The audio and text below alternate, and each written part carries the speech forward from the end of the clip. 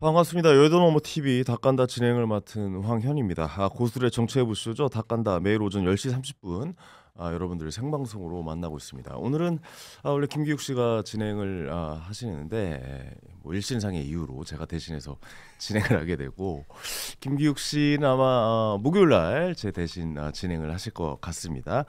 그 점 양해의 말씀 좀 부탁드리겠습니다. 구독, 좋아요, 알림 설정 지금 바로 좀 부탁드리겠고요. 댓글도 많이 남겨주십시오. 방송 중간중간에 여러분의 의견 방송에 많이 반영하도록 하겠습니다. 자, 오늘도 역시 세 분과 함께 이야기 나눠보겠습니다. 김유정 전 민주당 의원, 김종혁 전 국민의힘 최고위원, 이동훈 개혁신당 수석 대변인 세 분 모셨습니다. 어서 오십시오. 안녕하세요. 반갑습니다. 우리 또 이동훈 대변인님은 뭐 자주 뵀었고, 두 분은 제가 오늘 처음 뵙는 것 같습니다. 네. 예. 지난번에 저 오늘 두 번째 출연인데요. 네네네. 지난번에 김기욱 씨가 진행할 때 한번 나왔고요. 네네. 오늘 뵙게 돼서 반갑습니다. 그러니까요. 정말 네. 뵙고 싶었는데 저는 방송에서 너무 이제 많이 뵈가지고 네. 그냥 친한 동네 형 같은 느낌이 들기도 좀 하고 있습니다. 예. 고맙습니다. 항상 잘 보고 있었습니다. 예, 감사합니다. 오늘도 잘 부탁드리겠습니다. 예. 꼭 가실 것 같이 인사하시네요. 감사합니다. 제가 잘 부탁드려야죠. 알겠습니다. 오늘도 기대해 보도록 하겠습니다. 자, 본격적으로 정치해보쇼 들어가기 전에 여의도몰 상품 소개부터 좀 해드리도록 하겠습니다. 여의도몰 TV 채널 내 쇼핑몰 여의도몰에서 여러 품목이 지금 판매가 되고 있다고 하죠. 여의도몰에서 한가위 선물 기획전을 지금 진행 중인 거 여러분들 알고 계시죠? 오늘 소개해드릴 상품은 한우 영양식 불고기라고 합니다. 바로 이렇게 한 세트 준비되어 있는데 100% 한우 영양식 불고기고요. 180g 포장 3팩 실속형 외에 이렇게 지금 추석 특집으로 저희가 금박 선물이 포장이 된 5팩 고급 선물 세트를 이게 한우 180g인데 25,900원이면 엄청 또 죽으시잖아요. 네. 엄청 저렴한 거 아닙니까? 엄청 저렴한 거죠. 예. 네. 야, 5팩 고급 선물 세트 25,900원. 이렇게 포장된 거거든요. 이렇게 해야 되나? 예. 네. 요게 이제 5팩이 요 안에 들어가 있다고 합니다. 이거 구워 먹는 거죠? 예, 구워 먹는 거죠. 딱 날로 먹기 드셔도 좋게. 되고. 예. 날로 먹어요? 날로 드셔도 됩니다. 예. 먹기 좋게 포장돼가지고 그렇죠. 예, 아주 바쁠 때 되게 유용하죠. 네네. 주부들한테. 예. 그리고 여기 이제 박스에 보시면은 이렇게 추석 선물로 집 앞에 우송이 된다고 하니까 가격도 괜찮고 뭐 괜찮은 선물이 되겠는데요. 또 이런 예. 선물 받으면 기분 좋잖아요. 추석에. 예. 다음 주는 추석 곧 추석이라서 네. 이번 주에 주문하시는 게 좋을 것 같아요. 그래야지 그렇습니다. 안전하게 추석 전에 배송될 것 같아요. 그렇죠. 택배가 또 겹치면 안 되니까 네. 늦어지니까 이번 주에 한번 좋은 선물 계획해 보시는 것도 좋을 것 같다는 말씀 좀 전해드리도록 하겠습니다. 인터넷 주문이 힘드시거나 대량 주문을 희망하시는 고객분들께서는 전화 주문 이용하시면 됩니다. 대량 주문하실 분들은 여의도몰 전화번호 1551-5280 5280번으로 전화 주시면 된다고 합니다. 많은 관심과 사랑 부탁드리겠습니다. 여러분들은 뭐 국회의원도 하셨고 뭐 시사 최고위원도 하셨고 좀 대변인이신데 이 추석 선물 같은 거면 뭐 청와대에서 이런 선물도 좀 받아보시고 그러십니까? 아니 과거 의원할 때는 청와대 선물도 받고 국회의원 했었는데 할 때는 네, 묻습니까? 요즘에는 뭐 제가 또 특별히 당직을 맡고 있지도 않아서 대통령실 선물 받은 지가 뭐 네. 까마득합니다. 기억이. 그렇군요. 그럼 뭐 기타 뭐 다른 뭐 기관에서나 이런 데서 추석 선물이 좀 오고 그래요? 어때요? 좀 궁금해서 좀 여쭤보고 뭐 싶어요. 아시는 분들을 통해서 이제 저희가 이제 나이가 좀 있으니까 네네네. 평소에 이제 오랫동안 사귀어온 사람들이 있잖아요. 그래서 네. 후배들도 있고 그러니까 기업하는 후배들이 그 선물 보낼 때 같이 보내주기도 하고 뭐 그렇죠. 그렇군요. 대통령이 선물 보내주면 되게 좀 기분 좋을 것 같은데 좀 어떻게 이동훈 대변인께서는 받아보신 적 있으세요? 저는 뭐 지난 정권에서는 받았죠. 네. 윤석열 정권. 네. 이제 그래서 그때 왜 대변인 하다가 대변하실 잘렸잖아요. 때. 그래서 제가 파문을 당했는데 일기 그런 데서- 윤석열 예. 모임이었잖아요. 그런데도 예. 불구하고 추석 때 이제 선물은 보내주더라고요. 보내주십니까? 이거 먹고 떨어져라 뭐 이러면 보내주는데 그들 이제 뭐 술을 주로 이제 그때 술 주셨다면서요? 주 상품들이 예. 이제 술이에요. 네네. 가가지고 이제 추석 때 이제 먹으면서 그다지 기분은 안 좋더라고요. 그죠. 취하시지는 않았나요? 뭐 다른 술 먹고 취했습니다. 알겠습니다. 하필 또 술을 보내줬네요. 그러니까요. 알겠습니다. 그렇게 또 추석 선물을 받으시군요. 알겠습니다. 본격적으로 좀 이야기 나눠보도록 하겠습니다. 어제 국민의힘이 대구에서 대규모 이제 집회 열었잖아요. 뭐 국민의힘 주최 측 추산 7만 명이라고는 하는데 경찰 추산은 뭐 한 2만 명, 뭐 19,000명 얘기가 나오긴 하더라고요. 어제 장외 투쟁 어떻게 보십니까? 효과가 좀 있었다고 보십니까? 많이 모이긴 한 것 같은데요. 효과가 뭐냐에 따라 다르겠죠. 네. 효과가 이제 우리가 원래 노리는 효과는 일단 내부 결속과 단합 뭐 이런 것들이 이루어졌느냐. 네. 그다음에 두 번째 그런 집회를 통해서 다른 일반 국민들이 국민의힘 탄압받고 있으니까 저 당을 좀 지지해줘야겠다라고 해서 지지도가 올라갈 계기가 됐느냐. 그다음에 세 번째는 뭐 그런 집회를 통해서 민주당이나 집권당의 어떤 문제점이라든가 이런 것들이 널리 확산되는 계기가 됐느냐. 뭐 이 세 가지 정도가 체킹 포인트가 될 거예요. 근데 글쎄 뭐 그게 잘 됐다고 보세요? 되지는 그렇게 뭐 됐다고 말하기는 좀 어려울 것 같아요. 왜냐하면 우리 내부적으로도 네. 내부 결속 단합을 얘기했는데 사실 그 단톡방에는 의원들 단톡방에 우리가 이런 식으로 가면 안 된다. 이런 식으로 가면 안 되고 실질적으로 민주당의 어떤 문제점들을 조목조목 논리적으로 짚어서 가야 되는 거 아니냐라는 그런 지적까지 있었던 것 같고 네. 그리고 그 행사에서 윤호개인 뭐 그 윤석열 대통령의 대형 얼굴이 그 등장을 했더라고요. 아니나 다를까 그걸 걱정했는데 그 장면이 나오더라고요. 그러니까요. 네. 그리고 뭐 거기에 뭐 성조기도 붙고 그다음에 이제 그런 걸 의식해서 그 주최 측에서는 당에서는 처음에 시작할 때 그 앞쪽으로 유튜브들 오지 마라 뭐 이런 거를 요구를 해서 유튜브들하고 또 막 싸우고 막 그런 일도 있어서 전체적으로 보면은 글쎄 그게 이제 우리 내부에서 아주 극렬한 강성 우파인 분들에게는 자기 만족 같은 것들을 좀 줬는지 모르지만 그게 전체 당에 무슨 도움이 됐을까라는 부분에서 저는 조금 사실 회의적이에요. 근데 알고 한 거 아니에요? 그분들이 안 올 리는 없었을 거예요. 장동혁 대표한테는 좋았겠죠. 장동혁 대표는 뭐 와 장동혁 만세, 장동혁 세다, 장동혁 잘한다 뭐 이런 얘기 막 나왔으니까 그리고 본인도 어제도 또 요새는 연설하시면서 이렇게 목이 터져라 연설하시는지 모르겠어. 연설 전 개인적으로 보면서 연설은 잘한다라는 생각이 좀 들기도 했어요. 그게 부끄러운 겁니다. 이거 할 때부터. 이거부터 시작해서 그렇게 하시는데 네. 본인한테는 뭐 역시 당 대표가 누군지를 봤지 여러분 뭐 이런 것들을 약간 보여주신 어깨가 측면은 있는 것 같아요. 으쓱할 수 있는 네, 그런 네. 분위기인 건 확실했던 것 같아요. 본인의 플러스가 당의 플러스인지는 잘 모르겠습니다. 그건 이제 당의 플러스는 아닌 것 같고 본인은 어쨌든 당 대표로서의 역할을 충분히 보여줬다 무대 위에서. 자기 뭐 내가 당 대표라는 거 알겠지. 누가 톱독인지 알겠지. 그렇군요. 누가 디시전 메이커인지 알겠지. 뭐 이런 거 보여준 거죠. 그거 하나만 여쭤볼게요. 먼저 뭐 민주당 이야기 좀 듣기 전에 의원 뭐 내부 결속을 목표로 했다고 하는데 근데 사실 의원이 지금 107명인데 의원 107명 중에 70명 정도 참석을 한 건데 이 정도면 많이 참석을 한 겁니까? 어떻게 보십니까? 그렇죠. 뭐 다른 일정들도 있었을 테니까 그게 뭐 다른 행사들도 있고 그랬으니까 뭐 총동원령이라고 했는데 그게 다 된 건 아니지만 네네. 뭐 그래도 그 정도면 뭐 한동훈계가 안 왔죠. 한동훈이가 다 안 왔습니까? 아니야 그렇지도 않아요. 초선의원도 안 왔어요? 그 비례 쪽 한동훈계 쪽 아예 다 안 왔어요? 아니 그건 뭐 무슨 오더가 내려지거나 그런 게 아니니까 알아서 자발적으로 가는 거니까 네. 누가 안 갔는지 전 누가 왔는지도 잘 모르니까 그냥 휙 지나갔잖아요. 우르르 올라왔다가 휙 내려갔기 때문에 누가 왔는지도 모르고 누가 안 왔는지도 정확히 몰라서 그 명단이 나온 건 아니어서 네네네. 누가 모르겠습니다. 알겠습니다. 제가 이제 사실은 이제 여기 대구에서 있잖아요. 대구 이제 말하자면 이제 홈그라운드인데 제가 대구 분이시죠? 네, 대구 출신이에요. 예. 뭐 제가 가보질 못했지만 분위기를 대충 뭐 간접적으로 느끼잖아요. 네. 느끼는데 성공한 집회는 아니에요. 성공한 집회는 아니다. 네, 그런데 그래서- 인원은 꽤 모인 거 아닙니까? 그러니까 네. 어떤 형태와 내용 두 가지 측면에서 봤을 때 형태도 그다지 제가 봤을 때는 뭐 규모라든가 열기라든가 이런 것들이 좋은 것 같지는 않아요. 근데 저는 사실 무슨 메시지인지 잘 모르겠어요. 그렇습니다. 그러니까 그 제일 중요한 건 명확하지가 않은 것 제가 같아요. 예.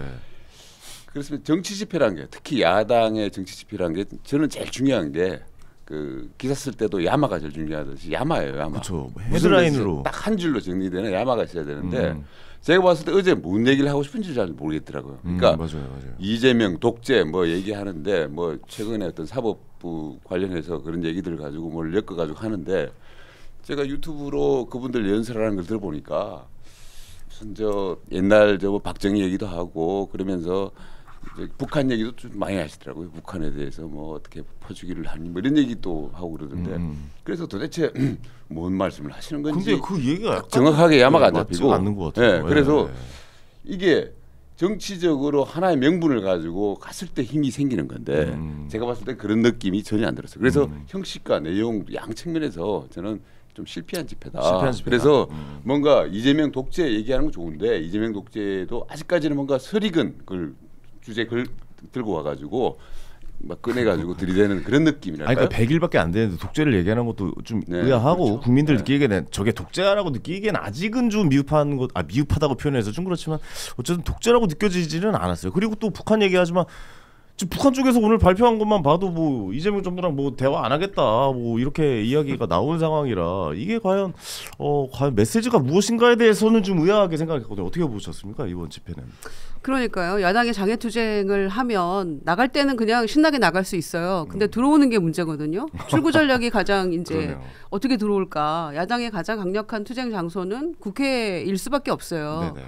그리고 지금 민생도 이렇게 어려운데 추석 지나면 국감인데 니네 뭐하냐 이런 얘기 안 나올 수가 없어요.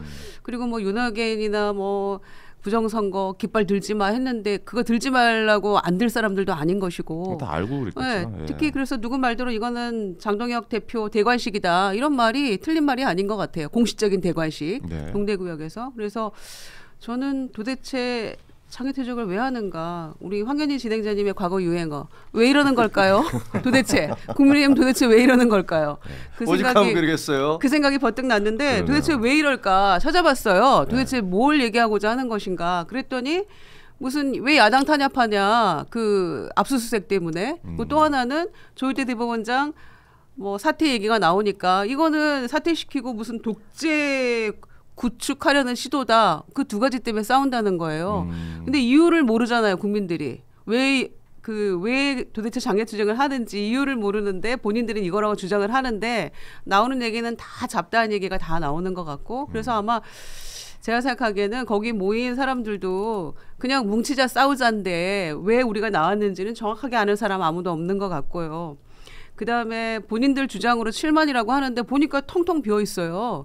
과거에 경찰 추산 5만인 정도가 그 소년보 목사 구속된 세이브 코리아에서 올해 2월 달에 동대구역에서 같은 장소에서 집회를 했는데 그때 경찰 추산 한 5만이라고 얘기를 하더라고요. 경찰 추산이 경찰 5만이었어요? 추산. 그러니까 진짜 많이 모였던 거예요. 그때는. 한 10만 이상 모인 그러니까 거네요. 대통령 파면 전이잖아요. 네. 윤석열 파면 전. 그러니까 제법 많이 모였던 건데 이거는 자체 추산 7만인데 보니까 횡 비어 있는 데가 많아요. 그러니까 저도 대구에서 했는데. 그렇죠. 네. 왜냐하면 장소를요 몇 번 바꿨어요. 많이 안 모일 것 같으니까 고민하다가 몇 번 바꾼 게 최종 동대구역이었는데 이 정도면 글쎄요 내부에서도 여기에 대해서 이게 과연 맞나라는 목소리가 있다는 거겠죠. 이게 지금 국힘이 계속 장애투쟁을 하겠다고 지금 그러고 있단 말이에요. 네. 서울에서도 뭐 하겠다 그러고 있는데 일단 제가 봤을 때는 빨리 내부 정리를 좀 해야 돼요. 이게 힘을 받으려면은 그러니까 지금 이재명 대통령이 뭐 사법부 독립을 위협을 하고 있고 삼권 분립을 위협하고 있다. 뭐 조희대 대법원장을 갖다가 정치 공작으로 음해하고 있다. 뭐 맞는 말이에요. 맞는 말이고 지금 그런 분위기가 있고 사실 국민들도 그 부분에 대해서 공감하고 있고 공분을 느끼고 있단 말이에요. 네. 그 부분이 있는데 네. 지금 그 사실 솔직히 말해서 국민의힘이 상권 분립 얘기를 하니까 국민들이 웃어요. 너네들이 계엄해가지고 군대를 갖다가 의회에다가 동원해가지고 의회를 갖다 장악하려고 했던 세력인데 그런 세력이 지금 와가지고 상권 분립을 운운하고 뭘 얘기를 하니까 이게 정말 메신저에 대한 불신이 일어나는 거예요. 그러니까 그런 부분들 이 윤석열 계엄 사태와 확실하게 좀 재련하는 모습을 보여야지. 확실하게 사과가 있어야 된다. 그런 부분들 네. 이재명 독재에 대해서 공격하는 것이 힘을 받는 거예요. 그러니까 무슨 계엄 똥 묻은 이제 국민의힘이 뭐 사법부 독립위협하는 계엄 묻은 민주당을 욕해봤자 그게 힘을 못 받는 거예요. 그러니까 그 부분들에 대해서 지금 확실한 정리 우리가 그런 부분들에 대해서 정말 잘못했다는 것을 갖다가 확실하게 정리를 하고 해야지. 그러니까 지금 뭐가 나와도 내란보다는 약하다. 그렇습니다. 뭐 이런 말씀이시잖아요. 어떻게 생각하십니까? 아니 근데 그렇다고 해서 지금 하고 있는 것 지금 민주당이 밀어붙이고 있는 것이 잘했다라고 얘기할 수는 전혀 없어요. 그건 없죠. 그럼 예. 뭐 조희대 대법원장에 대해서 저런 식의 폭력적 입법 폭력적 행위를 한다라든가 그러면서 특별 재판부를 만들겠다라고 하는 그런 주장들은 제가 보기엔 굉장히 위헌적인 것들이고 민주주의를 파괴하는 행위예요. 그러니까 그런 것들을 비판하고 공격하는 것은 얼마든지 할 수 있다라고 그렇죠. 생각을 해요. 예, 근데 예. 뭐 그것이 과연 장외로 나가는 것이 이렇게 제대로 된 투쟁의 방법이냐에 대해서 저는 그렇지 않다고 보는 거죠. 그리고 첫 번째 장소도 대구지 않습니까? 그럼 민주당이 예를 들어서 광주에 가서 집회하는 거하고 별로 다를 거 없어요. 그렇죠. 예. 민주당 가서 광주에서 집회하면 국민들이 얼마가 모였든 간에 와 대단하네 이렇게 하겠습니까? 자기 텃밭에 가서 놀고 있네. 뭐 이럴 거 아닙니까? 그렇죠. 그럼 홈그라운드 간 거죠. 예? 홈그라운드 간 거 아니에요? 그러니까요. 대구에 가서도 마찬가지고. 네. 그러니까 그런 식의 아까 뭐 김주영 의원 그 얘기하셨지만 사람들에게 이렇게 설득을 해야 되잖아요. 설명을 하고 우리가 이렇게 맞아요. 당하고 있습니다. 맞아요. 이거 정말 의회 어떻게 보면 상권 분리 깨는 겁니다. 이제 사법부까지 장악하려고 하는 거 아닙니까? 내란 무슨 특별 재판부를 만들겠다는 것은 그거는 독재자들이 다 한 거 아닙니까? 베네수엘라에서 했고 히틀러가 그거 했고 맞죠. 예. 이거 뭡니까? 이렇게 해서 논리적이고 그런 국민들에 대한 지지를 받아야 되는데 나가서 막 소리치고 그러는 것들이 과연 그게 국민들로부터 눈살 찌푸림을 받을지 아니면 지지를 받을지 저는 앞이 전제가 더 강할 거라고 생각을 하는 거죠. 네네. 일단 뭐 내란 전담 재판부는 뭐 그 위헌성 여부는 좀 따져봐야 될 문제고요. 당에서 TF 중심으로 발의는 했지만 뭐 당론으로 발의된 건 아니니까 이거는 조금 속도 조절하자라는 취지의 이야기를 어제 김병기 원내대표 100일 기자회견에서 나온 바가 있기 때문에 좀 봐야 되겠는데 그에 앞서서 해결해야 될 문제는 사법부 불신에 대한 이 문제를 어떻게 할 것인가를 사법부가 사실은 좀 그 대안과 이 대응 방안을 좀 내놔야 돼요. 그러니까 지금 직위원 재판부에 대한 불신이나 이런 것들은 판사 한 명 보낸다고 바로 해소가 되는 문제는 아닌 것이거든요. 그러니까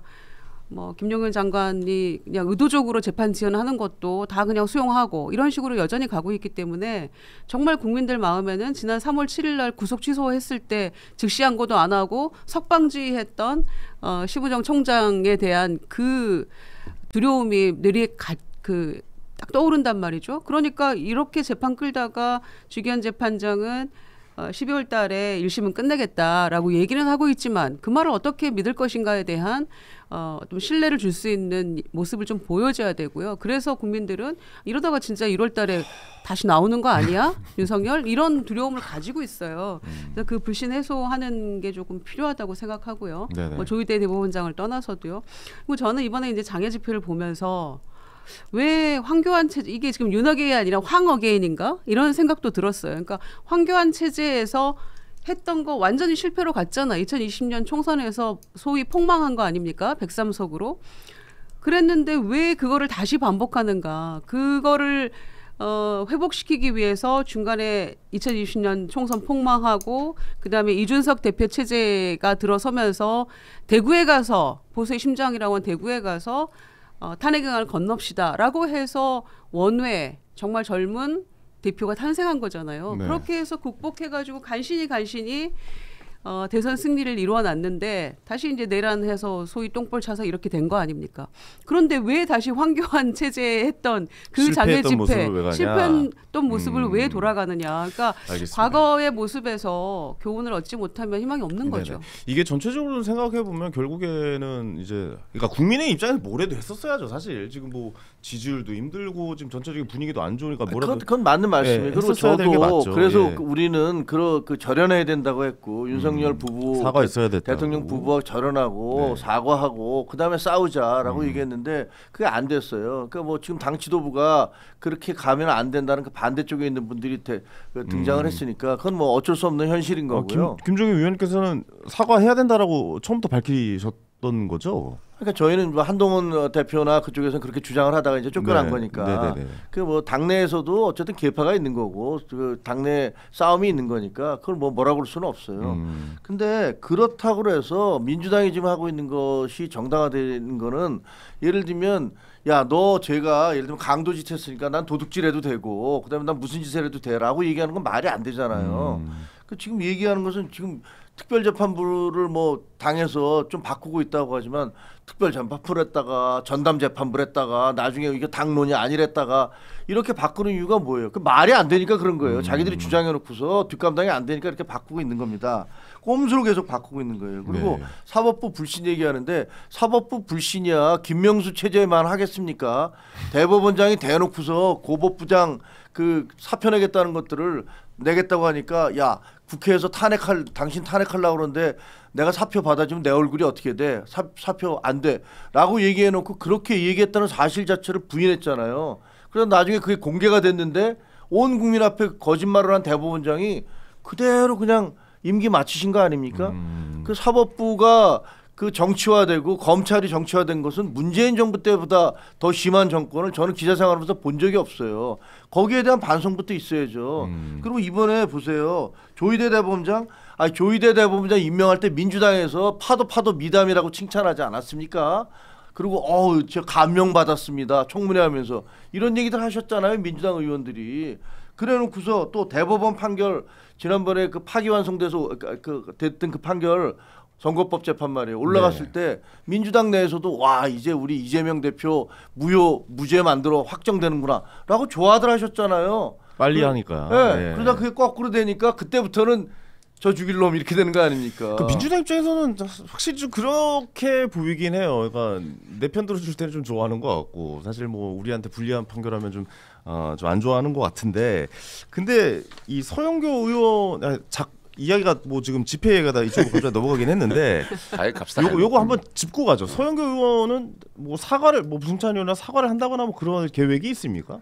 이게 좀 내용상 좀 민주당 내에서도 별로 분위기가 안 좋은 것 같긴 하거든요. 그렇습니다. 그러니까 저는 개인적으로 네. 의원이 적어도 국회에서 뭔가를 폭로하려면 확실한 증거를 가지고 해야 된다고 생각해요. 그렇죠. 네, 저도 과거에 폭로해본 사람으로서 물증을 가지고 얘기하면 시인을 합니다. 끝내.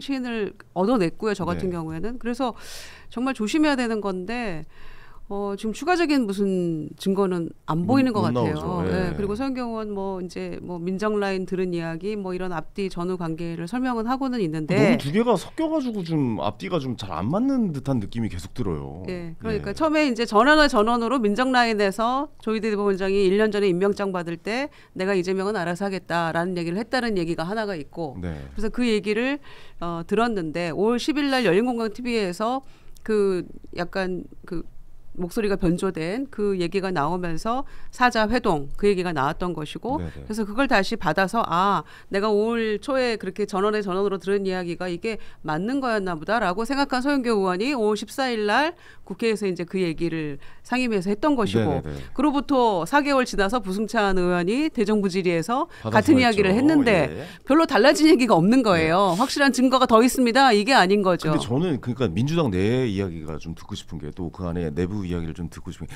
그 안에서 서영교 의원조차나 이 부승찬 의원조차도 야 그거 우리가 실수했는데 이거 빨리 사과를 뭔가 해야 되고 마무리를 지어야 되는 거 아니야라고 생각을 할 뻔했는데 갑자기 당대표가 나와가지고 조사 받아라라고 이야기를 했잖아요. 그 전체적으로 그림이 그러면 이게 사과를 하거나 잘못됐다라고 시인을 안 하는 분위기로 가고 있는 분위기란 말이죠. 근데 어느 정도 인정을 하고 넘어가야 되는 부분은 아닙니까? 그러니까 지금 김병기 원내대표가 완곡하게 돌려서 당사자들의 해명이 필요하다라고 한 것은 니네가 잘못한 거 아니야라는 게 아마 속내는 깔려 있다고 생각해요. 이제 풀어서 저도 그렇게 생각하는데 그래서 이제 상황이 이렇게 되고 나니까 사법 개혁이랄지 사법 불신에 대한 해소랄지 이런 것들보다 이게 본말이 전도된 느낌이 들어서 저는 그래서 이거는 조금 정리를 하고 가야 되지 않을까. 그런 생각이 들어요. 그래서 아닌 건 아니었다. 이거는 그 열린공감 TV를 통해서 했던 건데 그렇게 확실하게 믿었던 것이고 내가 추가 증거는 가지고 있지 않다라는 게 또 이제 서영교 의원 얘기 듣고 했다라는 게 부승찬 의원 얘기니까 과거 야당에서 하던 식으로 야당은 사실 뭐 반대하는 게 야당 아닙니까? 그러니까 그렇게 폭로하듯이 집권 여당이 하면 저는 안 된다는 생각이에요. 그게 제 소신이고 그래서 집권 여당으로서의 책임감을 조금 보이기는 해야 됩니다. 왜냐하면 이게 지금 막 이렇게 섞여버리고 그러면 우리가 애초에 하려고 했던 것을 제대로 하지 못하는 그런 우를 범할 수 있기 때문에 그게 오히려 이제 국민들로 하여금 민주당에 대한 불신을 가져올 수 있는 요소가 되잖아요.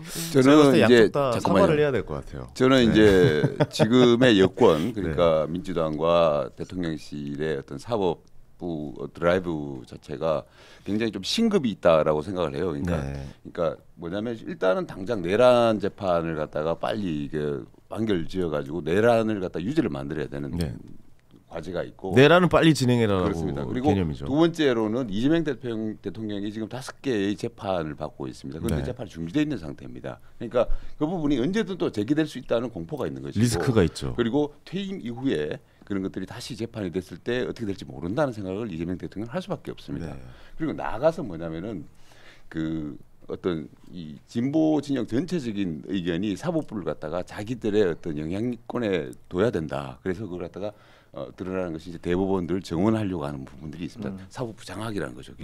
그런 심급이 있는데 이런 것들이 제가 봤을 때는 대통령실과 민주당과 어떤 지지층들의 이해가 굉장히 일치하고 있어요. 그러니까 사법부를 계속 몰아붙여야 된다. 그래서 제가 그 우리 서영교 의원이나 부성찬 그 의원이 무리를 해가지고 저런 식의 의혹을 제기한 이유가 있다고 봐요. 왜냐하면은 대통령실에서 앞장서가지고 이런 걸 밀어붙여야 돼라고 생각을 하고 있기 때문에 그걸 캐치를 한 거죠. 그러니까 이재명 대통령이 선출 권력 우위론을 얘기를 하고 거기에 대해서 우리 저 김주성 대변인과 이름이 똑같은 강유정 대변인이 원칙적 공감을 얘기했다는 거는. 근데 이제 그 뭐 청와대에서 얘기한 거는 그건 뭐 이제 대변인이 또 얘기를 했잖아요. 그러니까 국민이 그러니까 위다라고 뭐 이렇게 설명을 하긴 했어요. 청와대 대통령실 내 분위기 자체가 이런 걸 가야 된다, 드라이브를 걸어야 된다라고 생각하는 걸 캐치를 한 거겠죠. 네. 그래서 그런 부분들에 있어 가지고 이해가 일치를 하고 있다. 여권의 어떤 삼박자랄까요? 이런 부분들에 있어 가지고 굉장히 이해가 일치하는 부분이 사법부를 갖다가 어떤 식으로든 자기들이 장악하고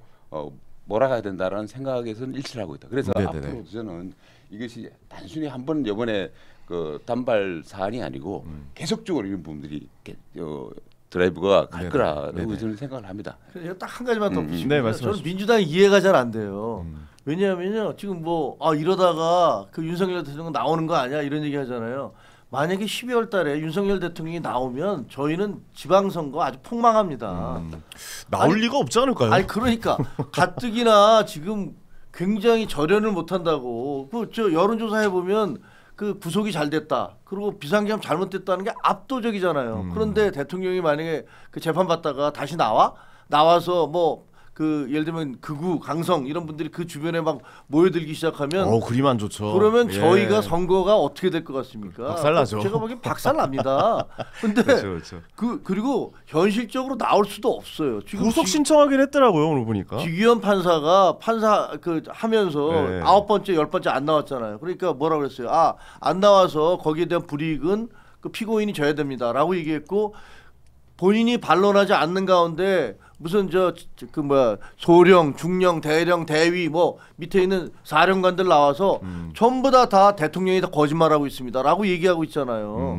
근데 그걸 그 공개 재판을 통해서 그런 것들이 다 공개가 됐는데 거기다 그런 얘기 다 들은 다음에 대통령 윤석열은 무죄 이렇게 내릴 수 있다고요? 아니 무죄가 아니라 그 구속 기간이 만료될 수 있다는 거죠. 재판이 늦어지면. 아니 12월까지 끝낸다고 그랬잖아요. 아니, 지기현 판사가 나 12월까지 끝내겠습니다라고 지기현 분명히 판사는 얘기를 했는데 지기현 판사는 내란 전담 재판부 얘기가 나오니까 그때서야 12월까지는 끝냅니다. 그 얘기를 간신히 한 거예요. 그 전에 아무 얘기가 없었어요. 그러니까 그런 불신이 그 정도로 예. 쌓여 있다는 것이고요. 그래서 이렇게 늘어지다가는 1월달에 구속기간 만료로 나오는 거 아니야라는 두려움이 있다는 것이죠.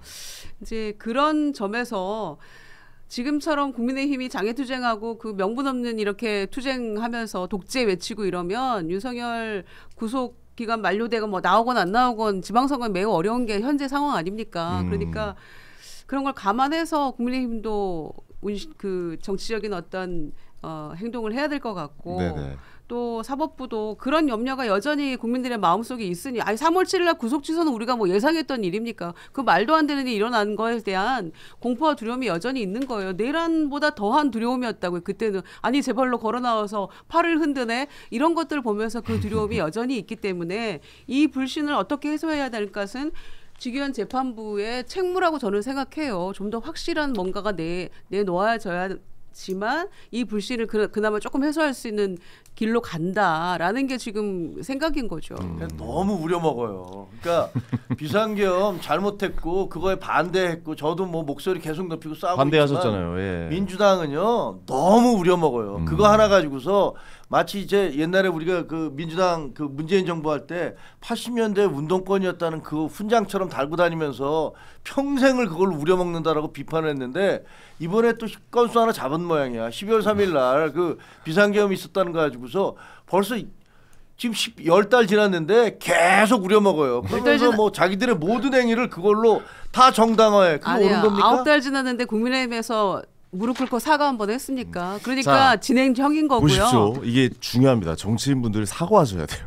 국민의힘 내란에서 사과하고 여기는 사실 그 사법부 흔들기에 대해서 어느 정도 사과가 좀 있어야 된다라고 저는 생각을 합니다. 아니 저는 소신껏 늘 얘기했다니까요. 예, 근데 말씀을 딱 해주시네요. 그러니까 서영교 의원 나와서 사과해야 되지 않습니까? 정리하고 넘어가야 돼요. 그렇죠, 정리해야죠. 그러니까 우리도 정리해야 됩니다. 당장 정리해야 됩니다 여기도. 당장 들고 나와서 이겁니다 증거가라고 네. 할 자신이 없으면 그게 없다면 사과해야 돼요. 어떤 순간 이동원 대변인 이거 사과가 좀 다 나와야 되는 부분들 아닙니까? 사과 받겠습니다.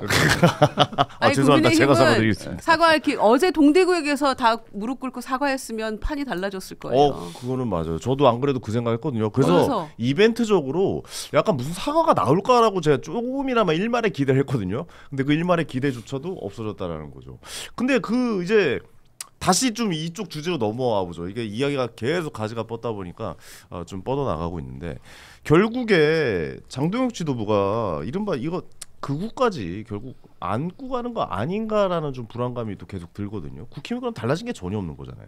그건 뭐 제가 어떻게 하려는지 잘 모르겠지만 왔다 갔다 하는 것 같아요. 네. 예를 들면 뭐 일단 당선될 때까지는 전환기 씨나 뭐 이런 쪽과 밀접한 관계를 가지고 그 다음에 그 면회도 가겠다 윤석열 대통령 뭐 이런 얘기도 했었잖아요. 근데 그렇죠. 지금 뭐 그게 이루어지고 있지 않은데 뭐 교도소 구치소 쪽에서 반대 허락을 안 해줘서 한다라는 거지만 뭐 그 아주 적극적으로 한다면 왜 방법이 없겠습니까? 근데 그런 거 보면 또 그 한쪽으로 막 갔다가 거기서 또 눈치 보면서 반대쪽으로 갔다가 그러니까 이제 자기를 지지해준 강성 우파들의 눈치도 봐야 되고 또 일반 국민들의 어떤 시선도 인식 안 할 수가 없기 때문에 네. 약간의 그 줄타기를 하고 있는 것 같은데 뭐 정치적 행보라는 게 원래 다 그런 거 아닙니까? 장동혁 대표는 특히 좀 변신에 능한 것 같아요. 완전 제가 오른쪽으로 했다가 지금 현재 우리 당 대표에 대해서 저는 비판하는 쪽이지만 그렇다고 해서 뭐 그렇게 개인적인 부분을 이렇게 이런 자리에서 말하고 싶지는 않습니다. 비공인 패널한테 너무 우리 민감한 문제를 자꾸 질문하면 안 돼요. 그러니까. 그 제 주특기입니다. 패널인데 그죠? 민감한 질문하기. 예, 아직 공인 못 받으신 거예요? 아우 예못 받았어요. 영원히 못 받죠. 받으실 생각은 있으십니까? 노 코멘트. 알겠습니다. 그게 공식적으로 무슨 임명장이 있는 겁니까? 그럼 어떻게 돼요? 아니에요. 아니, 그냥 얘기하는 거예요. 그거는 민주당도 하고 있는 거예요. 지난번 대선 때요. 민주당에서도 그 이재명 대표에 대해서 약간 좀 껄끄러운 얘기하는 사람들, 왜 그런 사람들 출연시키냐고 아, 그래요? 그 방송국에 항의 다 했었어요. 그리고 저희 당에서도 옛날에 정진석 대표 비대위원장 때도 했었고요. 그러니까 그런 것들이 그렇게 주장을 한다고 해서 방송국이 다 들어주는 것도 아니에요.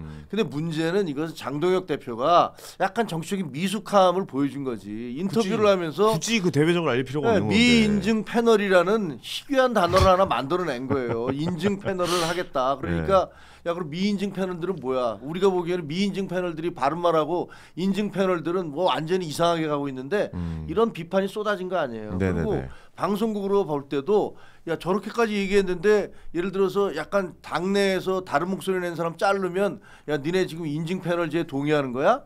니네 그럼 언론 자유에 대해서 스스로 헌납하는 거야?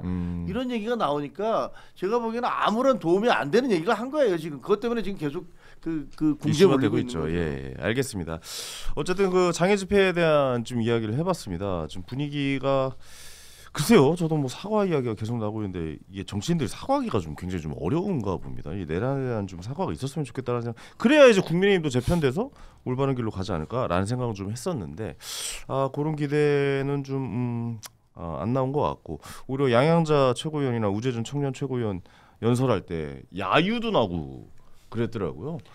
그러니까 굉장히 혼란스러워요 지금. 그러니까 어떤 명분을 딱 내세우고 뭔가 정확하게 하나로 뭉쳐지지 못하는 것 같아요. 야마라고 계속 얘기를 하는데 네. 그런 것들이 안 보이기 때문에 여기서 한쪽에서는 또 윤핵인 외치고 있고 뭐 윤핵인 하면 안 된다 그러고 있고 이재명 얘기하고 북한 얘기하고 뭐 이러니까 그런 혼란스러움 때문에 또 집회가 또 이제 그 힘을 잃는 것이죠. 그리고 제가 대구에서 자꾸 이렇게 집회를 하는데 자신이 없는 거예요. 그러니까 국민의힘이 첫 집회를 이렇게 대구에서 하는 이유가 뭐겠습니까? 그러니까 자신들이 내세우는 명분이 자신이 없고 그만큼 사람들이 모이지 않을 거라는 그 때문에 대구에서 하는 거거든요. 근데 네네.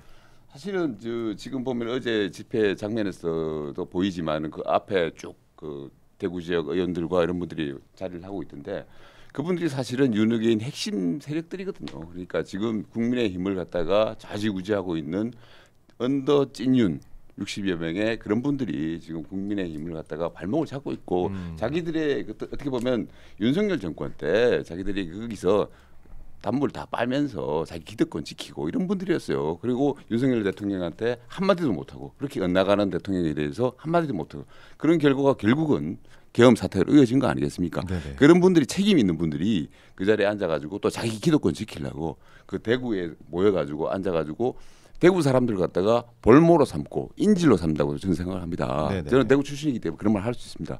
대구 사람들을 볼모로 삼아가지고 또 자기들이 뭔가 앞으로 저 이재명 대통령 뭐 이런 거 가지고 자기들이 이제 기득권 유지하려고 하는 그런 모습들 정말 보기 안 좋다. 저는 그런 말씀을 마지막으로 좀 드릴게요. 네, 알겠습니다. 이 이야기는 여기서 마무리하도록 하겠습니다. 김희진님께서 장애 집회 까는 얘기만 30분째 하고 있다고. 근데 여러분 잘 보십시오. 장애 집회 얘기했죠. 지금 서영교 의원 얘기했죠. 내란 얘기했죠. 옛날 사법부 얘기, 이재명 대통령 얘기했죠. 많은 이야기가 있었습니다. 이 주제만 30분째 하고 있지 않다라는 점 알아주셨으면 좋겠고. 어제 다 외워서 또 말씀을 하시네. 아니, 그럼요. 다 설명드려야죠. 자, 다음으로 넘어가 보도록 하겠습니다. 또 국힘 얘기예요. 지금 국힘이 이제 까도 계속 좀 안 좋은 이야기가 들리고 있으니까 좀 안타까운데. 왜냐하면 국힘이 또 지금의 여건을 또 견제를 해줘야 되니까요. 특검이 국민의힘 당원 명부와 통일교 교인 명단을 비교해서 국민의힘 당원 중 통일교 교인으로 추정되는 11여만 명의 명단을 확보했다고 합니다. 국민의힘은 정상 투자라고 밝히면서도 입당 시기는 또 밝히질 않았습니다. 어쨌든 그 윤석열 전 대통령이 이제 대통령 후보될 때 그때인 거고 대통령 경선 과정이었던 거고 또 김기현 전 대표 전당대회 앞두고 당 대표 선거 경선 선거 앞두고 대거 입당한 거잖아요. 이게 통일교 지시로 만약에 투표를 한 거라면 이거는 정말 충격적인 거 아닙니까? 이거 당원이 거의 무슨 종교 단체도 아니고, 예? 그렇죠. 이 대거 11만 명이라는 숫자가 이렇게. 아니 이제 각 당의 당원들의 분포를 보면 다양한 종교적 배경을 가진 사람들이 있겠죠. 네. 종교란에 나는 종교가 뭡니다라고 가입 원서에 쓰는 건 아닙니다만은 그건 종교의 자유가 있으니까요. 그게 이단이건 사입이건 그 무엇이건. 그런데 문제는 이 이제 정당법 위반 사유가 될 수 있다라는 거죠. 그러니까 조직적으로 특히 통일교처럼 오다 내리면 결혼하잖아요. 그런 것처럼 조직적으로 오다 내려서 당원 가입을 하고 그다음에 당비를 본인들이 냈는지 누가 대신 납부했는지 모르겠지만 그리고 당내 어떤 경선이나 이런 것에 조직적으로 개입을 했다면 이거는 이제 심각한 법 위반 사항이 되는 것이죠. 네.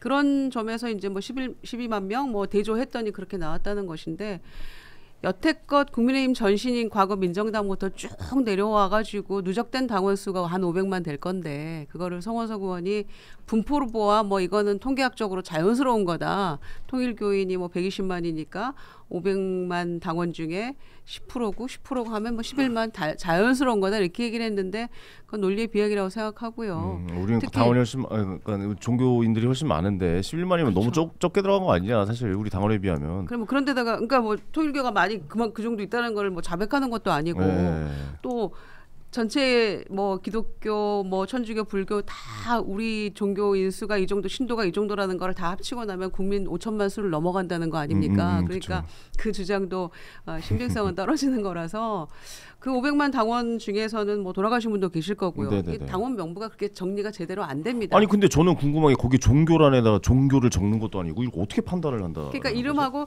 생년월일은 대조했다는 얘기가 있고 아닌 보도도 있고 그래서 명확하지는 않은데 그렇게 해서 걸러낸 사람이 한 11만 정도가 있었다라는 건데 핵심은 이제 권리당원 아닙니까? 그러니까 그 윤영호 씨가 건진법사한테 당원 몇 명 정도 필요합니까? 권성동 미는데 한마디로 그거였잖아요. 한 10,000명은 필요한데 책임 당원이어야 되고 당비 내야 되고 이렇게 오고 간 문자를 특검이 확보한 게 있기 때문에 그래서 핵심은 소위 경선에 투표를 참여할 수 있는 권리당원에 몇 명이 포함되느냐가 문제인데 지금 74만 혹은 75만 이렇게 얘기를 해요. 그 돈 내는 당원 숫자가.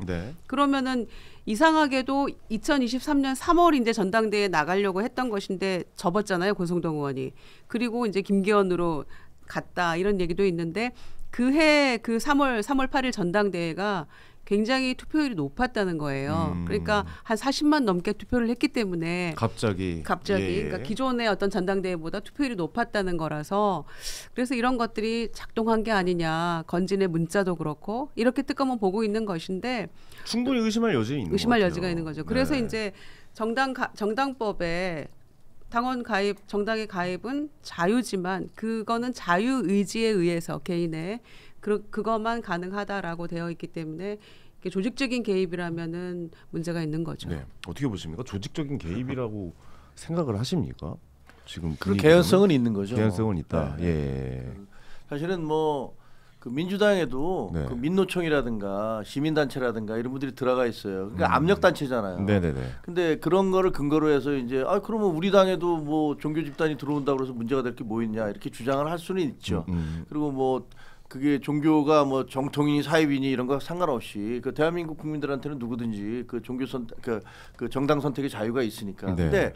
근데 두 개가 같지는 않은 것 같아요. 솔직히 말씀드리면. 왜냐하면 뭐 아까 김주영 전 의원 얘기하셨지만 통일 같은 경우는 생판 모르는 사람하고 교주가 지시하면 결혼까지 하는 사람들이잖아요. 그러니까 거기서 어떤 지시가 내려왔을 때 그분들이 과연 자발적으로 자기 선택에 의해서 누구를 뽑겠느냐 하면 뭐 누군지 아무도 모르지만 야 위에서 야 이번에 저 사람 찍어야 돼 라면 무조건 다르르 다 찍거나 이렇게 될 수도 있잖아요. 네네네. 그러니까 이게 상당히 좀 그 종교 집단은 좀 특수한 곳이기 때문에 그 다른 어떤 이익 집단과 비교하는 것들은 뭐 적절치는 않아 보이고요. 그다음에 뭐 500만 중에서 우리가 5천만 중에서 10%가 500만의 우리 당원이다라는 것도 사실은 민주당 당원이나 우리 당원이나 너무나 뻥튀기가 많이 돼 있는 거예요. 아 그래요? 그 둘이 합치면 1,000만이 넘어요. 아니 그럼 대한민국 국민에서 5천만 중에서 어린애 빼고 뭐 누구 빼고 해서 유권자 중에. 예, 유권자 중에서 그러면 한 서너 명 중에서 한 명은 다 당원이어야 되는데 민주당원이나 국민의힘 당원이어야 되는데 그게 말이 그러네요. 됩니까? 그렇게 생각하죠. 그러네요. 그 말이 안 되는 거고 그 500만이라는 건 옛날부터 계속 있었던 사람들 있다가 간뒀다가 뭐 이런 사람들 다 그 DB를 다 얘기하는 걸 거예요. 그러니까 네네네. 그거는 논리적으로 말은 되지 않는 것 같고요. 이게 그러면 선거 자체의 향방을 바꿀 수 있는 숫자는 아니라고 보십니까? 아니죠. 그렇지 않습니다. 왜냐하면 75 바꾸죠 당연히. 바꿀 수 있잖아요. 예. 75만 명이나 6만 명 정도가 책임 당원인데. 아니 그러니까 이게 홍준표 전 의원 입장에서는 전 후보 입장에서 너무 좀 열받는 일 아니에요. 그렇죠. 예. 그러니까 75, 6만 명 중에서 절반 정도 투표하면은 대개 한 40만 명. 아까 지난번에 과도하게 많았다라는 때가 46만 명이 했어요. 46만 명. 예, 근데 그때도 80몇만 명이었어요 당원이. 근데 그 이후에 지금 뭐 비상계엄이니 뭐니 하면서 막 사람들이 탈당을 하는 바람에 지난 76만 명 정도 75만 명 정도 되는데 75만 명 중에서 절반 정도 투표를 해요. 그러니까 35만 명 정도가 투표를 한다고 보면 그 중에서 10만 명이 만약에 10만 명이 특정 종교의 사람들인데 이 사람들은 교주의 지시에 따라 일사불란하게 움직이는 사람들이다라면 몰표가 나온다. 만약에. 그러면 말이 안 되는 거죠. 뭐 거의 3분의 1, 4분의 1이 그 사람들에 의해서 좌우된다는 건데 이건 통일교만 그런 건데 만약에 여기 신천지까지 뭐 여기에 가담되고 그러니까요. 우리공화당 그다음에 자유통일당 이중당적자들 이거 다 들어가면 이건 뭐 대통령을 그냥 정해놓고. 그러면 지금 누구 말 맞대로 야 이거 저 한학자 총재가 뭐 참어머니인가 뭐 하는 분이 최고위원 나와도 이 사람 당선될 거고 그다음에 잘하면 당 대표도 되겠다 이런 뭐 얘기가 나올 정도로 이거는 그 말이 사실이라면. 그렇죠. 그러니까 이게 10만 명이 다 움직이지 않았다 하더라도 사실 우리 당의 입장에서는 뭐 오겠다는 이 사람들이 뭐라고 나 통일교도야 뭐 나는 뭐 신천지야 나는 뭐 자유통일당 이렇게 쓰지는 않아요. 하지만 어쨌든 이런 부분들에 있어서 그 종교 집단에 의해서 우리 당의 선거 결과가 좌지우지될 가능성이 있다면 이건 당이 앞장서서 막아줘야 되는 막아야죠. 거예요. 예. 그러니까 지금은 이제 약간 이제 공격을 받고 있기 때문에 이게 그냥 방어 모드로 가고 있지만 결국은 당의 건강한 당을 위해서는 그리고 이렇게 된다면 일반 당원들은 투표 뭐 하려고 해요. 그러니까요. 오히려 떠나죠. 정상적인 당원들은 야 이거 나 투표해봤자 아무 소용 없어. 쟤들이 다 결정하는데 이렇게 되면 말이 안 되잖아요. 그렇죠. 그러니까 이거에 대한 자정 노력은 필요해요. 그 11만 명이라는 수치 자체가 좀 부풀려질 측면은 있을 수 있죠. 있는데 근데 지금 드러난 여러 정황상 그러니까 김건희 여사하고 그 윤영호 통일교의 저 넘버 2까지 올라갔다는 그 윤영호 씨와의 어떤 메시지 그리고 권성동 의원과 메시지 건진과의 메시지 이런 것들을 특검들이 다 들여다보고 봤더니만은 그런 정황들이 뚜렷이 나오고 있지 않습니까? 그러니까 이게 뭔가 입당을 시켜가지고 당원들 수를 늘려가지고 전당대회 동원을 하려고 했다. 그리고 제가 이제 하나 본 거는 2021년이죠. 그 이준석 대표가 국민의힘의 당 대표가 될 때 그때 이제 당원 숫자가 선거인단 숫자가 31만 정도 됐어요. 31만 정도 됐어요. 그런데 32만이네요. 32만인데 그해 이제 11월에 보면은 윤석열 대통령을 이제 후보로 뽑는 전당대회를 하는데 네네. 56만이에요 선거인수. 56만요. 그래서 엄청 늘었네요. 그러니까 그 시점에 뭐가 있었냐면은 어떤 폭로가 있었냐면 신천지에서 자기들이 뭐 동원해가지고 국힘에 가입하라고 했다는 네네네. 양심선이 나와요. 그 신천지 교인이 그런 폭로가 있었고 그리고 그 시점에도 통일교에서는 움직였단 말이에요. 네네. 통일교에서 윤석열 대통령을 지원하기 위해서 후보를 지원하기 위해서 뭔가 움직인 정황들이 있지 않습니까? 그래서 뭔가 이 종교인들이 단체로 입당원수를 내고 들어가가지고 전당대회 영향력을 행사하기 위해서 움직인 것은 분명한 사실로 보여요. 네네. 네, 그래서 알겠습니다. 그거는 앞으로 특검에서 구체적인 수치가 나올 텐데 그래서 저는 앞으로 이걸 어떻게 할 거냐. 그러면 분명히 지금 그렇다고 국민의힘은 종교인인 사람을 안 받겠다, 특정 종교를 안 받겠다 이럴 수는 없는 거 아니에요? 그 국민의힘이 당원들이 이렇게 오염이 돼 있는 상황이지 않습니까? 그래서 앞으로 그럼 전당대회를 갖다가 지금 뭐 8대2를 했단 말이에요. 저번에 네네네. 뭐 100%를 하던 한때도 있었습니다. 100%를 해가지고 뭐 당원 100% 당원 주권 뭐 이런 얘기하면서 당원들한테 100% 뭐 어떤 권한을 줬던 때도 있는데 지금은 8대2까지는 왔는데 그걸 갖다가 지금 당원들이 그렇게 오염돼 있는 게 드러났으면은 이걸 계속 유지를 할 것인가? 저는 뭐 우리 당 문제가 아니기 때문에 남의 당 문제이기 때문에 좀 조심스럽긴 합니다만 네네네. 이런 불신을 받고 있는 당원들을 가지고 앞으로 그러면 투표를 하고 전당대회를 하고 대표를 뽑고 대선 후보를 뽑을 수 있겠느냐? 근본적인 의문을 국민의힘 분들이 좀 가져야 되고 네네. 당원분들부터가 그러면 이거는 당원들을 갖다가 전부 당원 투표란 제도를 좀 근본적으로 바꿔가지고 네네. 그야말로 오픈 프라이머리 형식으로 국민의힘이 앞으로 제도를 개선하는 하나의 계기로 삼아야 되지 않겠냐. 저는 그런 생각이 듭니다. 이게 문제가 된다면 정말 그 국민의힘의 그 당 자체가 뿌리채 흔들리는 게 아닐까라는 생각이 들어요. 왜냐하면 저도 그때 저도 뭐 시사를 좋아하고 정치를 좋아하니까 뉴스를 통해서 뭐 이런 누가 선출되고 누구 후보가 나오고 뭐 이런 걸 계속 보면서도 약간 의아했거든요. 아니 저 여론조사를 저렇게 뒤집는다고? 그러니까요. 뭐 대통령 후보를 그렇게 뒤집는다고? 홍준표 그때 후보랑 윤석열 후보 나왔을 때 여론은 압도적으로 홍준표 의원인데 당원 투표에서 완전히 뒤집어 버리더라고요. 그것도 그렇고 이제 그 이후로 당 대표나 이런 거 봤을 때 당원들이 저렇게 몰표를 이게 내 생각과 많이 다르구나. 이 현실은 다른 건가? 뭐 이런 생각을 했는데 그게 아니라 이게 만약에 사실이라면 뭐 홍준표 전 대구시장도 지금 글을 올렸는데. 통일교 12만 명에 신천지 10만, 정광 세력 등을 합치면 국민의힘이 유사 종교 집단 교주에게 지배당한 정당이나 다름없다고 비판을 올렸거든요.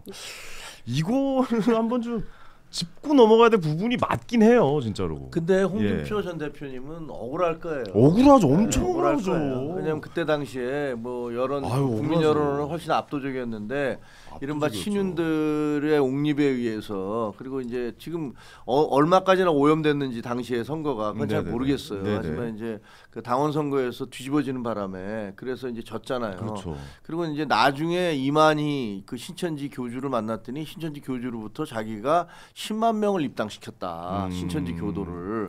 그리고 그것도 보면 그때 당시에 갑작스럽게 확 늘어나잖아요. 근데 물론 우리 당만 늘어난 게 아니에요. 그때 민주당도 굉장히 많이 늘어났어요. 당원 수가. 경쟁적으로 막 늘어났거든요. 대선을 앞두고. 근데 이 중에서 과연 신천지 교도가 얼마였는지는 잘 모르겠습니다만 이만희 씨가 이제 10만 명이 집어넣었다고 얘기를 했으니까 자기 입으로 어떻게 보면 자기 범죄를 고백한 거잖아요. 네. 근데 홍준표 전 대표님이 좀 아쉬운 건 그걸 그때 당시에 얘기한 게 아니잖아요. 그때 당시에는 그 다음에는 또 친윤으로 다시 가셔서 대통령에게 상당히 코박콩 하면서 이제 뭐 폴더 인사도 하시고 그다음에 적어도 대선 후보와 관련해서 이 다음은 나 아니겠어? 네. 이거 윤석열한테 내가 그 쉽게 말하는 그 인도르스를 받아서 그것도 국무총리 설도 나오고 그랬잖아요. 네, 그때 그렇게 당시에. 얘기하면 되지 않겠어? 네. 라고 하셨는데 선거에서 이제 경선에서 떨어지니까 그때부터 이제 맹렬하게 친윤을 공격하셨으니까. 근데 네. 뭐 정치인이라는 게 뭐 그런 측면이 이해는 돼요. 이해는 되지만 지금이라도 만약에 그게 신천지 10만 이만희 씨가 얘기했던 것들에 대한 그런 그게 있다면 네. 문제 삼을 수 있죠. 그렇죠. 그게 사실인지 여부를 이만희 씨에 대해서 자기 입으로 뭐 이거 나는 뭐 범죄 행위를 했다라고 주장을 한 거니까 자기 지시를 내려서 자기 그 신도들을 다 한꺼번에 넣었다. 그리고 그렇죠. 그거는 누구를 찍으라고 지시했다는 거나 마찬가지니까. 네네네. 어떻게 보세요? 이거 드러날까요? 이거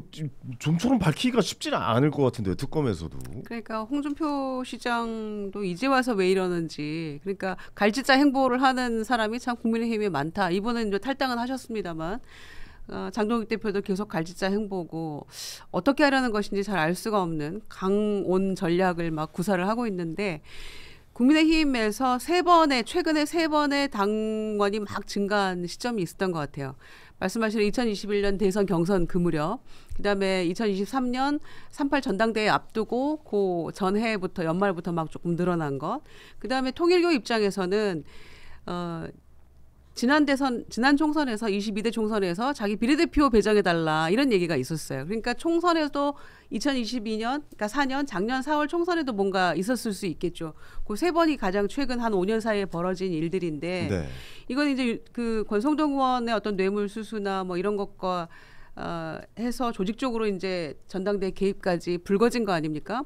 그런데 통일교 차원에서도 끊임없이 이 제도권 정치 원내 정당화하려는 그런 전략을 끊임없이 세워왔었어요. 그러니까 17대서부터 18대에는 뭐 전국에 245개 지역구에 후보를 내보냈지만 뭐 한석도 하지 못했는데, 그래서 끊임없이 정권에 줄을 대고 원내 정당으로 그 진입하려는 그런 노력들을 해왔었기 때문에, 그래서 한학자 총재가 헌법에 배치되는 종교 일치를 꾀하려는 게 아니었냐라고 의심받는 대목이 바로 이 대목인데, 네네. 청탁을 통해서 고가의 물건을 통해서 장신구를 통해서 청탁을 하면서 통일교의 현안들을 국가 정책화해 주세요라고 한 거 아닙니까? 네네네. 그러니까 이게 거의 청탁이죠. 종교 예, 청탁이고 종교 예. 일치로 들어가는 부분인데, 네. 근데 그런 이거 종교인 자체가 들어와서 몇만 명이 들어와서 뭐 선거에 판도를 바꾸는, 이건 법적으로 이거 자체만으로는 법적으로 걸리는 게 없나요? 자체만으로 법적으로 걸리죠. 법적 걸려요? 종교인이 개인적으로 들어가서 네. 내가 아니 그냥 개인적으로 들어갔어요라고 하는 사람 분명 있을 거 아니에요. 근데 조직적으로 입당한 정황이 정황이 아까 있다. 말씀드린 것처럼 네. 건진법사 윤영호 씨와의 문자, 네네. 그다음에 아까 말씀드린 것처럼 2022년 그 연말 즈음부터 교회에서 통일교회 교회에서 예배가 끝난 다음에 네. 조직적으로 입당원서를 주고 또 지역별로 할당을 주고 보고까지 하게 됐다라는 그런 정황도 특검이 가지고 있는 거예요. 네네네. 그러니까 이게 개인의 어떤 자유 의지가 아니고 조직적으로 지시를 내려서 입당원서 쓰고 올려보내고 이렇게 했기 범죄가 될 수 때문에 있군요. 예. 그게 법 위반인 거예요. 네네네. 예. 알겠습니다. 요거는 좀 계속 지켜봐야 될 것 같습니다. 저도 좀 이거는 진짜라면 좀 충격적인 이야기가 될 것 같아서, 이러면 당원 투표를 왜 해요? 뭐 이런 생각도 좀 들기도 해서 이 지점들은 특검에서 좀 제대로 좀 밝혀졌으면 좋겠다. 한학자 총재 어떻게 구속 여부, 자 짧게 한 말씀씩만 해주세요. 구속될 것 같습니까? 어떻게 보십니까? 예. 오늘 1시 반에 실질 심사인데요. 예, 예. 저는 구속될 것 같습니다. 구속될 것 같다고 보시고 어떻게 보십니까? 저 잘 모르겠어요. 잘 모르겠는데 왜냐하면 예. 이제 그 고령이잖아요. 예. 83세인가 82세, 그러니까 그런 부분이 얼마나 될지 모르겠는데, 그래도 구속되는 쪽이 더 높지 더 않을까라는 높다? 생각은 듭니다. 어떻게 보십니까, 대변인님? 뭐 저 한학자 총재님이 본인 스스로 참 어머니 독생녀라고 주장하시니까 네. 어떻게 뭐 방법이 탈출하실까요? 있으시겠죠. 방법이 있으시겠죠. 뭐 영생으로 약간 좀 다시 돌아오시려나요? 나오실 때는 또 휠체어 타고 나오시더라고요. 좀 몸이 좀 힘드셨는지. 통일교는 큰 타격인 건 분명해요. 음. 왜냐하면 문선명 교주가 이제 사망한 이래로 그 굉장히 약화됐잖아요. 네. 그러다가 이제 일본의 아베 총리가 암살되고 그게 난 컸죠. 다음에 예. 거기에 이제 우리 어머니가 통일교회 전 재산 헌납하고 그 증오심 때문에 내가 그랬다 이렇게 됐기 때문에 일본에서는 지금 통일교가 상당 부분 제약을 받고 있어요. 지금 종교 활동을 거의 못할 지경이라고 그러니까 하던데요. 이제 다른 루트를 찾아서 온 게 이제 한국 정부와 관련해서 뭐 메콩강 사업이라든가 뭐 그 저기 DMZ에 뭘 한다든가 이런 것들을 뭐 시도를 했던 것 같은데, 네. 여기서도 지금 이제 제약이 걸렸고, 그리고 뭐 참 어머니 독생녀 뭐 이렇게 얘기하셨는데 그냥 뭐 휠체어 타고 이제 출두하고 이런 모습들을 보면 네. 이게 종교적 어떤 신비감 이런 것들이 많이 무너져 내리잖아요. 그래서 제가 보기에는 어쨌든 통일교는 굉장한 지금 위기 상황이다. 이렇게 보여져요. 그렇군. 똑같이 그냥 우리와 같은 사람이었다. 뭐 약간 이런 걸 느끼는 그런 검찰에서의 모습이었던 것 같습니다. 특검에서의. 자, 다음 마지막으로 이재명 정부의 외교 좀 짧게 짚고 한번 넘어가 보도록 하겠습니다. 이 외교 일정이 줄줄이 이어져 있습니다. 유엔 총회 참석자 뉴욕으로 이제 출발을 하고요. 총회 기조연설과 함께 한국이 이번 달 유엔 안보리 순회 의장국이어서 유엔 안보리 회의도 주재 예정이고요. 어떻게 보십니까? 지금 관세가 굉장히 좀 난항을 겪고 있잖아요. 일본 쪽에서는 이제 자동차 15% 관세가 시행이 돼서 우리 차가 더 비쌀 것 같다라는 생각이 들어요. 미국에서 요거 빨리 마무리 져야 될 것 같은데 지금 이재명 정부 외교 괜찮게 하고 있다라고 보십니까? 어떻게 보십니까? 그래도 어떤 트럼프의 종자불성 리더십이 비단 우리나라에만 적용되는 사건은 아니기 때문에 네네. 저희로서는 어느 근데 이게 정도 또 일본이랑 비교가 되잖아요, 항상. 그렇긴 합니다만은 예. 그래도 뭐 경제 규모도 그렇고 네네네. 이거는 비교할 수는 없는 거죠. 우리가 한 3분의 1 정도 외환 보유고 수준이랄지 경제 규모도 그렇고 네. 그래서 그런 점에서 이재명 대통령이 얘기했듯이 우리가 그대로 사인했다면 뭐 난 탄핵감이었을 거다. 그리고 엄청 세게 얘기하셨더라고요. 예, 금융 위기 왔을 거다. IMF 왔을 것이다. 예, 당연히 그럴 수밖에 없을 것 같아요. 아니 3,500억 불을 현금으로 달라고 하면 우리 현금으로 외환 불고 투자를, 예. 80 몇 프로 넘는 거잖아요. 말도 안 4,100억 되죠. 불인가 예. 우리 가지고 있다는데 다 진짜 달라는 말도 안 건데 돼요. 예. 당연히 뭐 이거는 IMF 제2 IMF 올 만한 사안이기 때문에 저는 이 협상은 뭐 단기간에 뭐 끝낼 사항은 아닌 것 같고요. 그런 점에서 이번에 이제 유엔 총회 가서 기조연설도 하고 뭐 AI 관련 토론도 주제도 하고 투자 유치도 하고 뭐 이런 계획을 가지고 3박 5일 일정으로 오늘 출국인데요. 네. 관세 협상 관련해서 트럼프 대통령을 아마 만나지는 않을 것 같아요. 지금 만나봤자 비자 문제도 지금 우리 쿼터 주세요 했더니 뭐 1억 4천만 원 뭐 이런 황당한 얘기를 늘어놓고 있기 때문에 이거는 네. 리더십 중에서도 크레이지 리더십인가 이럴 정도의 지금 비난을 받고 있는 거잖아요. HIV 전문직 비자죠. 그렇죠. 예. 그런 점에서 우리 쿼터를 늘려주세요 했더니 그리고 들어올 때 아무 문제 없을 거야 이런 얘기 했더니 이제는 갑자기 1억 4천만 원 내나 이런 얘기를 하고 있기 때문에 이 부분 가지고 지금 트럼프 대통령 또 만나봤자 별 의미는 없을 것 같고요. 에이펙 때 좀 판이 커졌잖아요. 시진핑, 트럼프 다 오고 이러니까 그때 가서 뭐 정상회담 다시 정상회담으로서. 대비하더라도 예. 예, 이번에는 만나지는 않고 그래도 유엔 첫 무대니까. 알겠습니다. 어떻게 보십니까? 근데 저는 그 트럼프 대통령이 전에도 우리랑 외교를 했었잖아요, 당연히. 근데 유독 좀 이재명 대통령한테 좀 과하게 하는 것 같다는 생각도 저는 좀 들거든요. 그 지난번에 정상회담 하기 전에 네. 몇 시간 전에 그 유튜브에다가 SNS에다가 깜짝 놀랐어요. 그런 예. 그 기사를 올려서 글을 올려서 네. 굉장히 긴장을 했었던 거잖아요. 그렇죠. 근데 그때 이제 대통령은 이재명 대통령은 가서 뭐 이게 뭐 표현이 너무 격하긴 합니다만 온갖 아부를 했잖아요, 사실. 트럼프한테 그쵸. 그냥 뭐 온갖 하고 자기 쓴 만년필도 선물로 하고 그다음에 얼마나 대단하시냐고 트럼프 그렇게 대통령 없으시니까 북한이 했어야죠. 저렇게 난리를 치고 있다고 진짜 어떻게 보면 그 국가 대 국가의 대통령이 만나서 할 수 있는 피스메이커. 예, 피스메이커 하시고 페이스메이커 저는 하겠다. 페이스메이커 저는 옆에서 대충 띄워드리고 네. 여기다가 노벨상 받으세요 이런 얘기 아닙니까? 근데 그럴 수밖에 없었죠, 뭐. 예, 그럴 수밖에 예. 없어요. 그래서 예. 저는 그때 뭐라 그랬냐면 뭐 굉장히 굴욕적이긴 하지만 대통령으로서 어쩔 수 어쩔 수 없다. 없죠. 예. 이런 부분에서 굉장히 높게 평가를 했어요. 근데 맞습니다. 예. 그 이후에 진행되는 건 조금 의아해요. 그 두 가지가 뭐냐면 하나는 뭐 탄핵과 IMF 그 얘기 했잖아요. 외국 언론하고 인터뷰를 하면서 그 얘기를 하는데 저런 얘기를 뭐 하려고 하지라는 생각이 들어요. 그러니까 아니 기왕 저렇게 뭐 온갖 간슬게 다 빼놓고서 트럼프 이렇게 그 띄워줬으면 미국 언론하고는 지금 한 인터뷰 보면 사실 그 내 본 마음은 아니었고 내가 더 이상은 못 가. 나 이제 그 관세 니들이 원하는 대로 하면 나 탄핵당해. 그리고 IMF 당할 거야. 이렇게까지 얘기하면 저쪽에서는 얘 봐라 뭐 이렇게 나올 가능성이 있거든요. 기왕 어차피 했으니까 돌려서 얘기할 수도 있잖아요.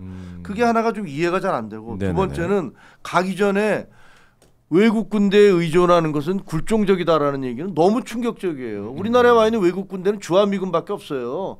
근데 그 주한미군에 의존하는 게 굴종적이라고 그러면서 주장하는 논리가 굉장히 희박해요. 우리가 경제력도 국방력도 뭐 이런 거 북한에 비해서 훨씬 높기 때문에 괜찮아라고 얘기를 해요. 네네. 우리가 핵 있습니까? 그거 핵 한 방이면 다 날아가요. 근데 핵 비대칭 전력에서 핵을 갖고 있는 북한과 우리가 싸워야 되는데 우리가 주한미군에 그렇게 집착하는 이유는 주한미군이 있으면 핵을 만약에 쓰게 될 경우 주한미군이 몰살을 하게 될 거 아닙니까? 그럼 네. 미국이 가만히 있을 수가 없어요. 그러니까 그게 억제력이 되고 있는 거 아닙니까? 그래서 주한미군을 붙잡고 있는 건데 거기다 대고 그것을 뭐 외국 군대에 의존하는 건 굴종적이라는 게 이게 무슨 얘기인지 잘 모르겠어요. 그리고 실제로 그 굴종적이라는 미국 그 주한미군 때문에 해방 이후에 저희가 그 북한의 침공으로부터 그 안심을 하면서 경제 발전했던 거 아닙니까? 네네. 뭐 그런 것들을 여러 가지 고려해 본다면 대통령이 좀 무슨 얘기를 하는 거지? 왜 미국 가기 전에 저런 얘기를 하지? 그래서 저는 그 이전에 뭐 굉장히 굴욕적이었지만 나름대로는 국가 국익을 위해서 열심히 했던 그런 노력 그걸 평가하지만 그 이후에 하는 걸 보면 이해가 잘 안 돼요. 이해가 잘 안 됐다. 알겠습니다. 어떻게 보십니까? 이재명 정부 외교. 저는 이제 사실 뭐 네. 여권에서 지금 그 10월에 이제 경주 APEC을 가지고 기대가 아주 만발하더라고요. 그러니까 이제 뭐 트럼프도 오고 시진핑도 오고 전 세계적인 어떤 가장 그 골치 아픈 문제인 미중 갈등을 여기서 만약에 뭐 해결하는 뭐 그런 결과라도 나온다면은 우리가 뭐 어떤 뭐 굉장히 뭐 주연은 아니더라도 굉장한 무대 빌려주는 그런 효과가 있기 때문에 기대를 네. 하고 있는데 그것도 중요하지만 저는 일단은 우리한테 지금 발등에 떨어진 불이 있지 않습니까? 그쵸. 이게 미국에서 당장 3,500불 낼래 아니면 저 25% 관세 먹을래 이렇게 지금 요구를 하고 있는 상황인데 그런 것들을 갖다가 지금 해결하기 위해서 오늘 대통령이 이제 뉴욕까지 날아갔는데 왜 그 트럼프하고 만나려고 하는 제스처 뭐 어떤 사정이 있는지 모르겠습니다만 그런 모습을 안 보이는지 그런 진짜 발등에 떨어진 불부터 해결하려고 하는 모습들을 보여야 되는데 그런 자세가 있는 거지. 지금 간 김에 만나보면 좋긴 할 텐데요. 예, 그렇고요. 그리고 무슨 문제가 두 있나요? 번째는 글쎄요, 하나만 좀- 더 말씀드려요. 예. 두 번째는 뭐냐면은 그런 거예요. 그러니까 우리 말씀하셨지만은 지금 아까 탄핵 얘기 나오고 3,500불 얘기하면서 탄핵 얘기하고 그리고 뭐 IMF 얘기하는데 그런 얘기를 외국 언론한테 왜 합니까? 국내에는 왜 얘기를 안 합니까? 그 국내에다 우리 저 김유정 의원님과 이름이 같은 그 강유정 대변인은 회담이 뭐 저 협상문이 필요 없을 정도로 잘된 회담이라고 그렇게 얘기를 하면서 국내 사람들한테는 지금까지 한 달 가까이 저 한미 정상회담이 이루어졌는데 사실상 거짓말 한 거 아닙니까? 회담 자체가 잘 됐다고. 그런데 정확하게 설명을 안 하고 대통령은 있다. 이거 사인했다가는 탄핵당할 거다라고 얘기를 하고 그리고 뭐 IMF 올 거다라고 얘기를 하시는데 그러면 그동안에 그러면 그 여권에서 얘기해왔던 한미 정상회담은 어떻게 된 겁니까? 그러니까 국내 언론에 대해서는 국민들에 대해서는 진솔하게 얘기를 못하면서 왜 외국 언론에 대고 자꾸 그런 얘기를 합니까? 그러니까 저는 그런 부분에 있어가지고 이재명 대통령께서 뭔가 자꾸 국민들 속이려고 하면 안 돼요. 국민들 바보가 아닙니다. 그러니까 꼼수 부리하시면 안 된다. 그런 말씀 좀 드립니다. 결국 이런 걸로 전체적으로 봤을 때 합의문이나 협의서가 없었던 것도 이런 것과 다 연결되어 있는 부분으로 생각을 해야 되는 거죠. 그렇죠. 사인할 수가 없었다는 얘기 사인할 수 아닙니까? 없었다라는 예, 걸로 미국의 귀결이 되는 조건으로 거죠. 사인하면 이거 큰일 난다, 우리 망한다. 네. 라는 생각하에서 사인 안 했던 거라고 생각하고요. 그거 진짜 솔직하게 얘기해 주셨으면 좋았을 뻔했는데 왜 이렇게 그러네요. 성공적이었다고 그렇게 자화자찬을 하면서 글쎄, 뭐 어마어마한 일 한 것처럼 얘기하더니 나중에는 그 합의문대로 그 합의문이 뭔데요? 네. 그러니까 우리 국민도 알아야 될 권리가 있지 않습니까? 그거 궁금하네요. 미국이 요구했던 합의문이 뭐예요? 강유정 대변인, 김유정 대변인께서 해명하죠. 아니 아치, 뭐 미국이 김 요구했던 대변인이 거는 얘기했으면 3,500억 불을 현금으로 내라는 거. 그다음에 원금 회수한 다음에는 90% 우리가 다 수익 가져간다라는 거. 뭐 이런 것들. 그러면 그리고 협의문 쓸게요였던 거예요? 어디 결국에? 투자할 건지는 트럼프 내가 정한다. 뭐 네. 이런 거니까 우리가 사인해 줄 수가 없었다는 거죠. 그래서 협의문이 안 나온 거군요. 그런 거죠. 아니, 그래서 어느 정도 나왔어요. 못 개별적인 나가는 건 거죠. 나왔어요. 못 나왔다는 그래요? 것인데 네네. 중요한 건 그 성공적이라고 평가했던 부분 중에 저는 이렇게 생각했어요. 지금 세계 각국의 정상들이 트럼프 대통령 앞에 서면 다 작아졌잖아요. 그리고 동등한 어떤 그 입장에서 다 길을 못 펴고 성공적인 어떤 정상회담의 만남을 못 가졌던 그런 굴욕을 당했던 그런 모습들이 있었기 때문에 네. 그 회담 직전에 SNS에 올렸던 것도 어쨌거나 오해라고 풀었고 그다음에 대등한 입장에서 당당하게 만났던 그 모습에서 어느 정도는 데뷔전이 잘 치렀다라는 점에서 높이 평가했던 것 같고요. 그러나 이제 이 관세 문제는 우리한테만 이렇게 요구하는 건 아니니까 다른 나라는 다 그냥 별 문제 없이 진행되고 한국한테만 3,500억 불 현금으로 다 내놔. 지금 이런 조건은 아니잖아요. 네. 일본이 거기에 5,500억 불 지금 사인을 했으니까 그럼 한국 너희도 해야지 이렇게 압박을 하고 있는 거지만 우리는 여러 가지 경제적 여건이나 외환 보유고 상태나 이런 여건이 다르기 때문에 우리가 그대로 고지고대로 사인했다가는 큰일 난다. 이런 얘기를 외신 뭐 인터뷰 통해서 할 수 있다고 저는 생각해요. 그런데다가 미국의 상황도 이 관세 관련해서 대법원의 판결을 연말에 기다려 봐야 되는 거잖아요. 네네. 이게 완전히 뒤집힐 수도 있는 거란 말이에요. 트럼프가 하고 있는 거에 대해서 미국 내 불만도 상당히 많기 때문에 그런 여건들도 함께 봐야 된다. 이게 그렇게 급하게 진행할 일은 아니다라는 네네. 거죠. 아니 이게 전체적인 그림을 보면 그러면 LG에너지 솔루션 그 노동자들 억류됐었을 때도 그때도 어떻게 보면 압박이라고 봐야 될 것 같네요. 그 협상을 안 한 거에 대한 그렇게 봐야 되는 건가요? 그거는 아닌 너무 해석을 그거는 미스커뮤니케이션인 것 같아요. 네네네. 그러니까 그거는 나중에 트럼프가 그 처음에는 그거는 ICE에서 그러니까 관세 단속국에서 한 거니까 내가 알 게 뭐야 뭐 이렇게 그 얘기를 했다가 네네네. 나중에는 야 그러지 말고 그거 좀 남겨놔서 우리 노동자들 교육 좀 시키라고 해라고 주장을 하고 바꿨죠. 그다음에 예. 또 그 조지아주에서 그 미국 그 한국 그 기업들이 우리를 이렇게 발전시키고 있는데 무슨 소리야 뭐 이런 얘기 나온 거 그다음에 그 비자 부분에 대해서 호주나 다른 나라들과 맞춰서 이거 그 쿼터라든가 이런 것들 좀 논의하자 네네네. 이런 것들이 있는 걸로 봐서는 이제 트럼프는 큰 명분으로 무조건 단속해 이렇게 떠들어놨고 거기에 따라서 단속국은 우리는 할 일을 하는 거야라고 한 건데 나중에 현실에서 다른 나라들 다 들어와라고 또 요구하는 이 서로 이렇게 모순적인 요구를 하고 있잖아요. 네네. 그게 이렇게 충돌을 한 거라고 생각을 해요. 그래서 뭐 의도적으로 그런 것 같지는 않은데 미국 자체적인 문제군요. 네, 한 가지 분명한 거는 네네. 지난번에 회담이 대등하고 당당한 거 아니었습니다.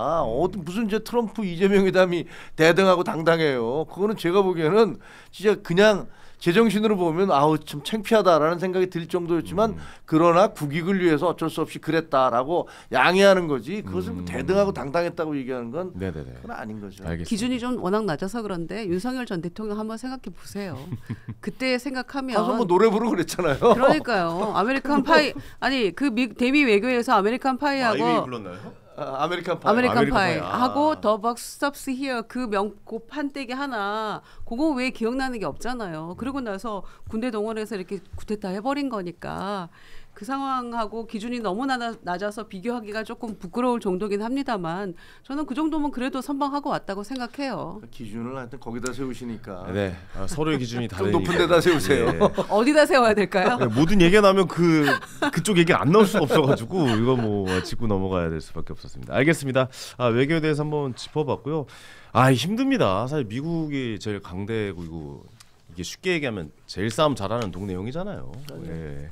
야 놀러 와봐 하면 갈 수밖에 없는 거고 맞아요. 뭐 해라 야 저 신발 벗어 이러면 벗을 수밖에 없는 거라 그렇기 때문에 외교가 어려운 거죠. 그래서 그 어려운 걸 이재명 대통령께서 잘 해내셨으면 좋겠다라는 의미로 이런 외교 이야기도 좀 해봤습니다. 자 오늘 준비한 방송 내용 여기까지고요. 여의도 채널 내 쇼핑몰 여의도몰에서 여러 상품 판매가 되고 있습니다. 여러분들 많은 관심과 사랑 부탁드리겠습니다. 그래야 이렇게 훌륭한 패널분들이 저희에게 와주실 수 있으니까요. 여러분 많은 관심 보여주시기 바랍니다. 자 고수들의 초정밀 정치해보시죠. 여의도 높이 다 깐다. 저희는 내일 오전 10시 30분에 다시 찾아오겠습니다. 여러분 감사합니다. 고맙습니다. 고맙습니다.